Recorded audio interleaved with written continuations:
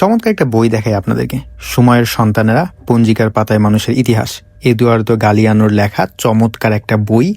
এই বইয়ের মূল থিমটা হচ্ছে বছরের ৩৬৫টা দিনের প্রত্যেকটা দিনে বেশ কিছু সিগনিফিক্যান্ট ঘটনাগুলোকে দারুণভাবে লিপিবদ্ধ করেছেন তিনি।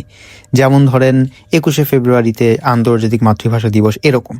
তো বইটা ইন্টারেস্টিং এই অর্থে যে আমরা যেরকম হচ্ছে নিত্য নতুন ডায়েরি লিখি, পুরা পৃথিবীর ইতিহাসের একটা ডায়েরি বলা যেতে পারে এটাকে।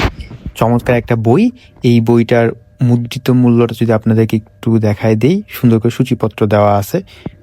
সূচিপত্র আলাদা করে মানে পৃষ্ঠা উল্টা জাস্ট দেখায় দিচ্ছে। এটা একটু যদি কুইকলি পজ করে পড়ে নেন তাহলে মোটামুটি একটা মাইনিউট একটা আইডিয়া পেয়ে যাবেন।